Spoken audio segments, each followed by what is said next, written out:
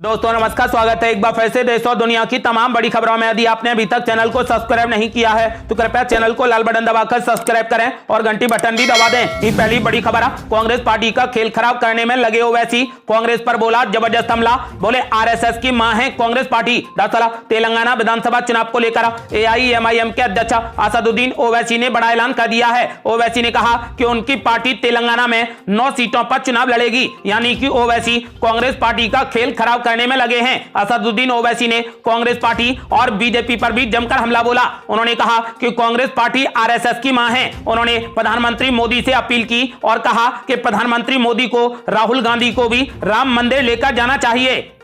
अगली बड़ी खबर, बीजेपी ने छत्तीसगढ़ में जारी कर दिया अपना तूफानी घोषणा पत्र। गरीब महिलाओं को 500 रुपए में मिलेगा रसोई गैस सिलेंडर और महिलाओं को हर साल दिए जाएंगे 12-12 हजार रुपए। दरअसल छत्तीसगढ़ में विधानसभा चुनाव को लेकर बीजेपी ने अपना घोषणा पत्र जारी कर दिया है। रायपुर में केंद्रीय गृह मंत्री अमित शाह ने छत्तीसगढ़ 2023 के लिए मोदी की गारंटी नाम से अपना घोषणा पत्र जारी किया है। इसके तहत जनता से 20 बड़े वादे किए गए हैं। घोषणा पत्र को जारी करते हुए गृह मंत्री अमित शाह ने कहा कि यह बीजेपी के लिए सिर्फ घोषणा पत्र नहीं बल्कि संकल्प पत्र है।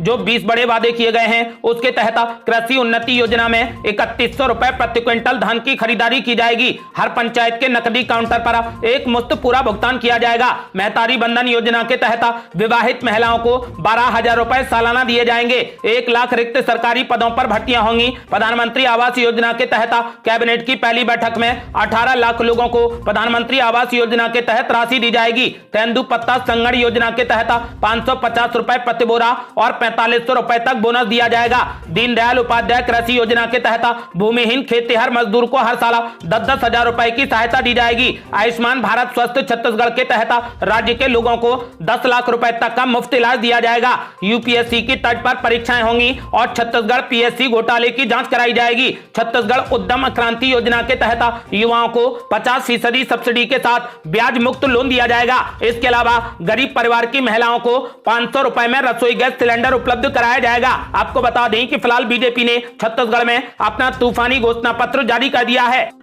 अगली बड़ी खबर, अब ईडी के लपेटे में आ गए छत्तीसगढ़ के मुख्यमंत्री भूपेश बघेल। ईडी ने कर दिया बड़ा दावा। कहा महादेव सट्टेबाजी ऐप के प्रमोटर्स ने मुख्यमंत्री भूपेश बघेल को दिए 508 करोड़ रुपए। दरअसल छत्तीसगढ़ में चुनावी मौसम के बीच केंद्रीय जांच एजेंसी ईडी ने बड़ा दावा किया है। ईडी ने शुक्रवार को दावा किया है कि महादेव सट्टेबाजी ऐप के प्रवर्तकों ने मुख्यमंत्री भूपेश बघेल को अब तक 508 करोड़ रुपए दिए हैं। न्यूज एजेंसी पीटीआई ने अधिकारियों के हवाले से बताया कि एजेंसी आगे की जांच कर रही है। ईडी ने गुरुवार को ही छत्तीसगढ़ में 5 करोड़ 39 लाख रुपए महादेव सट्टेबाजी ऐप मामले में नगद जब्त किए हैं। आपको बता दें कि फिलहाल इस मामले में अब छत्तीसगढ़ के मुख्यमंत्री भी ईडी के लपेटे में आ गए हैं।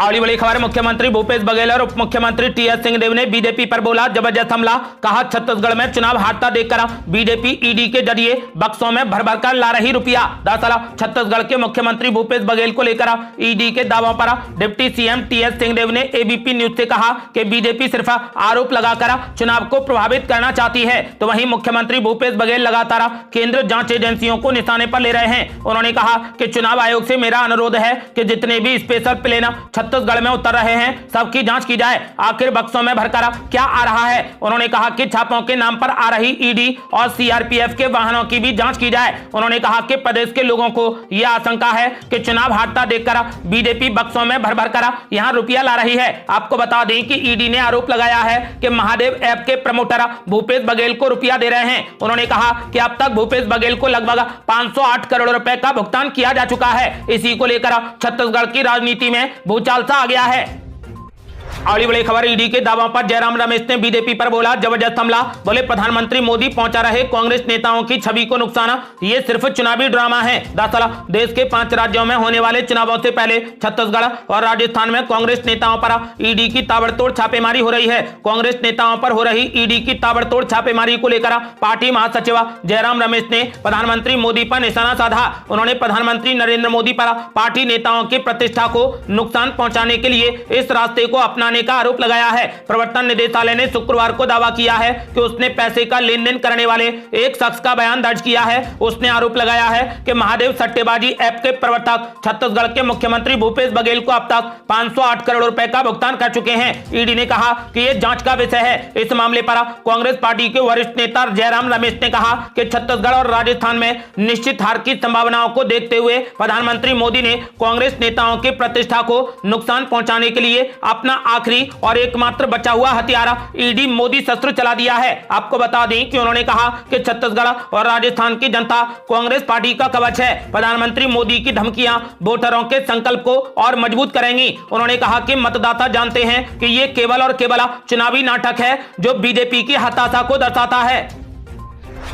अगली बड़ी खबर, इंडिया गठबंधन में पड़ गई बड़ी फूट, जमकर बरसे अखिलेश यादव। बोले कांग्रेस पार्टी ने इंडिया गठबंधन को दिया धोखा, तो केजरीवाल ने भी कांग्रेस पार्टी पर बोला जबरदस्त हमला। दरअसल बीजेपी के खिलाफ एकजुट हुए विपक्षी गठबंधन इंडिया में शामिल दल एक दूसरे के खिलाफ ही मुखर हो रहे हैं। नीतीश कुमार के बाद अब अखिलेश यादव और अरविंद केजरीवाल ने भी कांग्रेस पार्टी पर जमकर हमला बोला है। वहीं गठबंधन में तकरार पर बीजेपी ने तंज कसते हुए कहा कि इनका टूटना तय है। दरअसल समाजवादी पार्टी ने मध्य प्रदेश में कई सीटों पर अपने उम्मीदवार उतारे हैं। वहीं आम आदमी पार्टी मध्य प्रदेश और छत्तीसगढ़ दोनों ही जगहों पर अपनी किस्मत आजमा रही है। मध्य प्रदेश में चुनाव प्रचार के लिए पहुंचे यूपी के पूर्व मुख्यमंत्री अखिलेश यादव ने कहा कि कांग्रेस पार्टी और बीजेपी दोनों मिली हुई हैं। समाजवादी पार्टी के चीफ अखिलेश यादव ने शुक्रवार को कहा कि कांग्रेस पार्टी ने गठबंधन को धोखा दिया है। उन्होंने कहा कि किसी ने सबसे पहले कांग्रेस पार्टी की सरकार बनाने में साथ दिया तो वो समाजवादी पार्टी थी। उन्होंने कहा कि बीजेपी ने पुरानी आदत नहीं छोड़ी और कांग्रेस और बीजेपी दोनों मिले हुए हैं। उन्होंने कहा कि कांग्रेस पार्टी की नियत समझ लीजिए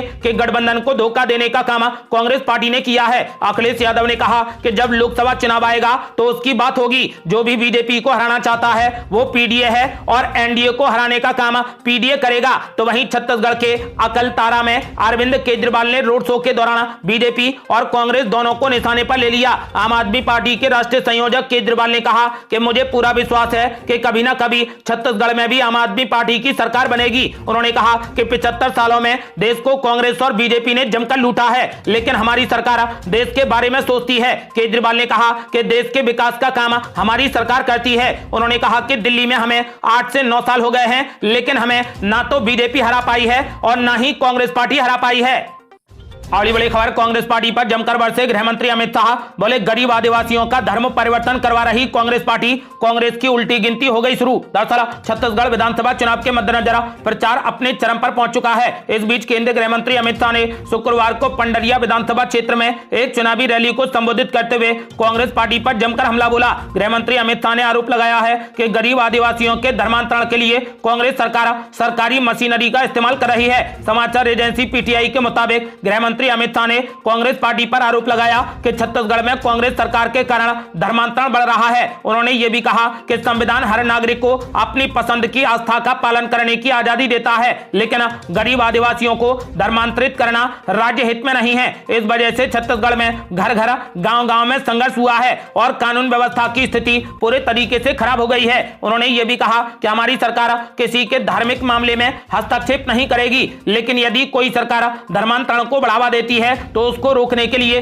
बीजेपी कड़ी कार्रवाई करेगी। गृह मंत्री अमित शाह ने कांग्रेस पर घोटालों में लिप्त होने का आरोप लगाया। उन्होंने कहा कि यदि उनकी पार्टी राज्य में सत्ता में आती है तो भ्रष्टाचार में शामिल लोगों को जेल भेजा जाएगा। उन्होंने मुख्यमंत्री भूपेश बघेल पर तुष्टीकरण की राजनीति करने का भी आरोप लगाया। गृह मंत्री अमित शाह ने कहा कि मुख्यमंत्री भूपेश बघेल कांग्रेस के प्रीपेड मुख्यमंत्री हैं, उन पर कांग्रेस पार्टी के लिए एटीएम बनने का आरोप लगाया। उन्होंने दावा किया है कि भूपेश बघेल सरकार की अब उल्टी गिनती शुरू हो गई है।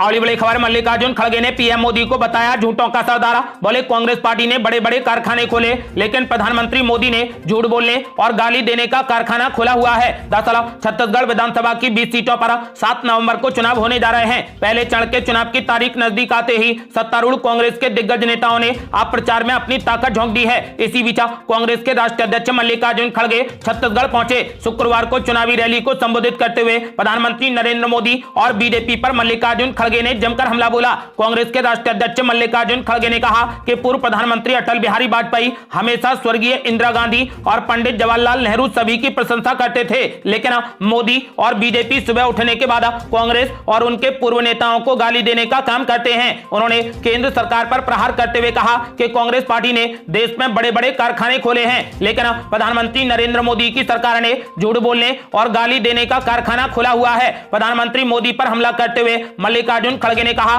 कि 2014 में सत्ता में आने से पहले प्रधानमंत्री मोदी ने वादा किया था कि काला धन वापस लेकर आऊंगा, हर व्यक्ति के खाते में 15-15 लाख रुपए डालूंगा। उन्होंने यह भी कहा था कि सत्ता में आने के बाद 2 करोड़ नौकरी देंगे, किसानों की आमदनी दोगुना करेंगे, लेकिन कुछ नहीं किया। मल्लिकार्जुन खड़गे ने कहा कि झूठ कांग्रेस पार्टी नहीं बल्कि प्रधानमंत्री मोदी बोल रहे हैं। उन्होंने प्रधानमंत्री मोदी को झूठों का सरदार भी बोला। मल्लिकार्जुन खड़गे ने कहा कि ये लोग कहते हैं कि कांग्रेस पार्टी ने 70 साल में कुछ नहीं किया। अगर हमने 70 साल में कुछ नहीं किया होता तो प्रधानमंत्री मोदी प्रधानमंत्री नहीं बनते और अमित शाह गृह मंत्री नहीं बनते। मल्लिकार्जुन खड़गे ने कहा कि हमने इस देश के संविधान को बचाया और इसीलिए आप उस कुर्सी पर बैठे हैं। अगली बड़ी खबर है, राजस्थान में ईडी ने मारी रेड, 25 ठिकानों पर चल रही छापेमारी, जल जीवन मिशन के केस में हो रही कार्रवाई। दरअसल प्रवर्तन निदेशालय यानी ईडी ने राजस्थान में 25 ठिकानों पर छापेमारी की है। सूत्रों ने इस बात की जानकारी दी। सूत्रों ने बताया कि राजस्थान में हो रही यह छापेमारी एक IAS अधिकारी के ठिकानों समेत कुल मिलाकर 25 लोकेशन पर चल रही है। ईडी की यह कार्रवाई जल जीवन मिशन घोटाले से जुड़े मनी लॉन्ड्रिंग के केस में हो रही है। राजस्थान में पिछले कुछ हफ्तों में कई जगहों पर छापेमारी की गई है। राजधानी जयपुर से लेकर कई प्रमुख शहरों में ईडी की एक कड़ी कार्रवाई हुई है। आपको बता दें कि बीजेपी के राज्यसभा सांसद किरोड़ीलाल मीणा ने जून में आरोप लगाया था कि राजस्थान में जल जीवन मिशन को लागू करने के नाम पर 20,000 करोड़ रुपए का घोटाला हुआ है। उन्होंने आरोप लगाया है कि मिशन के 48 प्रोजेक्ट्स में फर्जी एक्सपीरियंस सर्टिफिकेट के आधार पर 2 कंपनियों को 900 करोड़ रुपए के टेंडर जारी किए गए और लगभग 20,000 करोड़ रुपए का महाघोटाला किया गया। आपको बता दें कि फिलहाल प्रवर्तन निदेशालय यानी ईडी ने भ्रष्टाचार के खिलाफ मोर्चा खोल दिया है। ईडी लगातार देश के अलग अलग हिस्सों में छापेमारी कर रही है। इसी कड़ी में ईडी ने राजस्थान में भी ताबड़तोड़ छापेमारी की है। अगली बड़ी खबर, ईडी की ताबड़तोड़ छापेमारी पर मुख्यमंत्री अशोक गहलोत ने बीजेपी पर बोला जबरदस्त हमला। बोले जिस तरीके से पड़ोसी देश से टिड्डी दल राज्य में प्रवेश करते हैं उसी तरह ईडी दल लगातार राज्य में आ रहे हैं। दरअसल राजस्थान के मुख्यमंत्री अशोक गहलोत ने ईडी की ताबड़तोड़ छापेमारी को लेकर मोदी सरकार पर जमकर हमला बोला। उन्होंने कहा कि जिस तरीके से पड़ोसी देश से टिड्डी दल राज्य में प्रवेश करते हैं उसी तरह ईडी दल लगातार राज्य में आ रहे हैं। देश के विभिन्न आर्थिक अपराधी आज विदेशों में बैठे हैं। उन्होंने कहा कि यह बताता है कि ईडी की क्षमता कम हो गई है। उन्होंने कहा कि आर्थिक भगोड़े पकड़े जाने चाहिए, लेकिन आज ईडी का दुरुपयोग राजनीतिक प्रतिद्वंदियों के विरुद्ध किया जा रहा है। उन्होंने कहा कि विपक्षियों को परेशान करने के लिए ईडी का प्रयोग किया जा रहा है। बीजेपी ईडी के जरिए सरकार बनाना चाहती है, ईडी के जरिए विपक्षी दलों को डराना चाहती है। उन्होंने कहा कि लेकिन हम डरने वाले नहीं हैं। अगली बड़ी खबर है, ईडी की रडार पर आ गए एक और विपक्षी नेता उद्धव ठाकरे के करीबी रविंद्र वायकर पर दर्ज हुआ मामला। दरअसल महाराष्ट्र में केंद्रीय जांच एजेंसी यानी ईडी की रडार पर अब उद्धव ठाकरे के करीबी और यूबीटी शिवसेना के नेता रविंद्र वायकर आ गए हैं। प्रवर्तन निदेशालय ने बीएमसी के साथ समझौते का उल्लंघन कर मुंबई के जागेश्वरी में एक लग्जरी होटल के निर्माण के संबंध में शिवसेना यूबीटी विधायक रविंद्र वायकर, उनकी पत्नी और अन्य के खिलाफ पीएमएलए के तहत मामला दर्ज किया है। बीते कुछ महीनों में अगर ईडी के कामकाज पर नजर डालें तो हम पाएंगे कि ईडी काफी ज्यादा एक्टिव है। एक दिन पहले ही छत्तीसगढ़ में ईडी ने महादेव ऐप, जो कि ऑनलाइन सट्टेबाजी का व्यापार करता है, उस पर कड़ी कार्रवाई करते हुए 5 करोड़ रुपए जब्त किए हैं। कांग्रेस पार्टी और उनकी समान विचारधारा वाले दलों ने कहा कि बीजेपी सत्ता हासिल करने के लिए किसी भी स्तर तक गिर सकती है, इसीलिए चुनावी समय में ईडी के वरिष्ठ अधिकारी छत्तीसगढ़ का दौरा कर रहे हैं। उन्होंने कहा कि लेकिन उनकी जांच नहीं की जाती है। मुख्यमंत्री ने मांग करते हुए कहा कि आम आदमियों की जांच की जाती है, हेलीकॉप्टर और वाहनों से यात्रा करते समय हमारी भी जांच की जाती है, लेकिन सीआरपीएफ और ईडी की जांच नहीं होती। उन्होंने मांग की है कि सीआरपीएफ और ईडी दोनों की जांच की जानी चाहिए। आड़ी बड़ी खबर, कमलनाथ ने बीजेपी पर बोला जबरदस्त हमला। बोले राम मंदिर का क्रेडिट ले रही बीजेपी, राजीव गांधी ने सबसे पहले खुलवाया था ताला। दरअसल राम मंदिर का क्रेडिट लेने की होड़ के बीच मध्य प्रदेश के पूर्व मुख्यमंत्री और कांग्रेस पार्टी के वरिष्ठ नेता कमलनाथ ने इसे लेकर बड़ा बयान दिया है। उन्होंने कहा कि राजीव गांधी 1985 में अयोध्या में तत्कालीन बाबरी मस्जिद के ताले खोलने वाले पहले व्यक्ति थे, इसीलिए और किसी को भी राम मंदिर का श्रेय नहीं लेना चाहिए। इंडियन एक्सप्रेस को दिए गए एक इंटरव्यू में कमलनाथ ने कहा कि अयोध्या में राम मंदिर का ताला राजीव गांधी ने खोला, हमें अपने इतिहास को नहीं भूलना चाहिए। उन्होंने कहा कि राम मंदिर किसी एक पार्टी का नहीं है, किसी एक व्यक्ति का नहीं है। उन्होंने कहा कि यह हमारे पूरे देश का है और हर नागरिक का है। कमलनाथ ने कहा कि बीजेपी राम मंदिर को अपनी संपत्ति समझकर हड़पना चाहती है। उन्होंने कहा कि बीजेपी सरकार में थी, इसीलिए उन्होंने इसे बनवाया। उन्होंने इसे अपने घर से तो नहीं बनवाया, सरकार के पैसों से बनवाया है। कमलनाथ ने ऐलान कर दिया है कि चुनाव जीतने पर कांग्रेस पार्टी श्रीलंका में सीता माता मंदिर बनवाने का अपना वादा पूरा करेगी। और बड़ी खबर, राम मंदिर प्राण प्रतिष्ठा के लिए ट्रस्ट ने देश के सभी भक्तों से की बड़ी अपील। कहा अपने गांव और मोहल्लों में सभी भक्तों को करें इकट्ठा। दरअसल अयोध्या में श्री राम जन्मभूमि पर नवनिर्माणाधीन राम मंदिर में आगामी 22 जनवरी 2024 को प्रभु श्री राम के बाल रूप नूतन विग्रह की प्राण प्रतिष्ठा की जाएगी। प्रभु के बाल स्वरूप को मंदिर परिसर के भूतल के गर्भगृह में विराजित किया जाएगा। श्री राम जन्मभूमि तीर्थ क्षेत्र की तरफ से प्राण प्रतिष्ठा के दिन को लेकर देश और दुनिया में रह रहे राम भक्तों के लिए एक संदेश भी जारी किया है। इसमें अपील की गई है कि उस दिन 11 बजे से लेकर दोपहर 1 बजे के बीच में अपने गांव, मोहल्ले, कॉलोनी में स्थित किसी मंदिर में आसपास पड़ोस के राम भक्तों को एकत्रित करें। सभी प्रभु श्री राम के भजन और कीर्तन करें। मंदिर संस्था की ओर से मंदिर के प्राण प्रतिष्ठा समारोह में मुख्य अतिथि के रूप में प्रधानमंत्री नरेंद्र मोदी को आमंत्रित किया गया है। आपको बता दें कि 22 जनवरी 2024 को राम मंदिर में प्रधानमंत्री मोदी भी मौजूद रहेंगे। और बड़ी खबर, राघव चड्ढा के निलंबन के मामले में सुप्रीम कोर्ट ने दे दिया सख्त आदेश। कहा राज्यसभा के सभापति से बिना शर्त माफी मांगे राघव चड्ढा। दरअसल भारत की सुप्रीम कोर्ट ने आम आदमी पार्टी के राज्यसभा सांसद राघव चड्ढा को राज्यसभा के सभापति से मिलकर बिना शर्त माफी मांगने को कहा है। कोर्ट ने कहा कि आप सभापति से मिलकर बिना शर्त माफी मांगे, जिसके बाद सभापति इस आधार पर विचार कर सकते हैं कि वो एक युवा सदस्य हैं। इस तरह उनके निलंबन को खत्म करने का रास्ता निकल सकता है। राघव चड्ढा ने राज्यसभा से अपने निलंबन को चुनौती दी थी। अगस्त में उनको निलंबित किया गया था। उन पर आरोप था कि उन्होंने अपने साथी 5 सांसदों की सहमति के बिना उनके नाम के हस्ताक्षर किए थे। अपना नाम सेलेक्ट कमेटी के लिए प्रस्तावित करने के आरोप में उनको निलंबित किया गया था। यह मामला अभी संसद की विशेषाधिकार कमेटी के पास है। आपको बता दें कि फिलहाल सुप्रीम कोर्ट ने राघव चड्ढा को आदेश दिया है कि आप राज्यसभा के सभापति से बिना शर्त माफी मांगे। और बड़ी खबर, कांग्रेस पार्टी पीडीपी और नेशनल कॉन्फ्रेंस पर जमकर भड़के गुलाम नबी आजाद।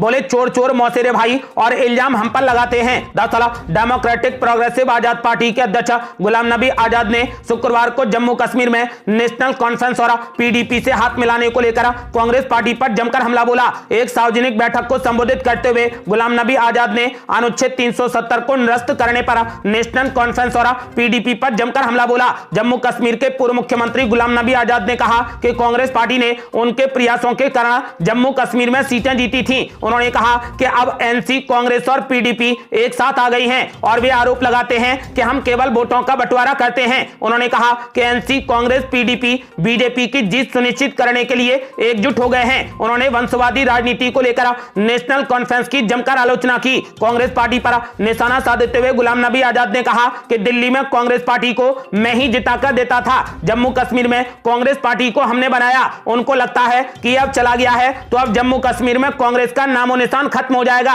इसीलिए वे नेशनल कॉन्फ्रेंस के साथ में हाँ में हाँ मिलाने लगे। उन्होंने कहा कि जम्मू कश्मीर में कांग्रेस पार्टी का एक नेता नहीं था, आज तीनों एक हो गए हैं। उन्होंने कहा कि चोर चोर मौसेरे भाई और इल्जाम हम पर लगा रहे हैं। ये थी अब तक की बेहद बड़ी खबरें। रोजाना की ताजा खबरों को जानने और हमसे जुड़ने के लिए चैनल को लाल बटन दबाकर सब्सक्राइब करें और घंटी बटन भी दबा दें। जल्दी मिलते हैं बड़ी अपडेट के साथ, तब तक के लिए जय हिंद, जय भारत।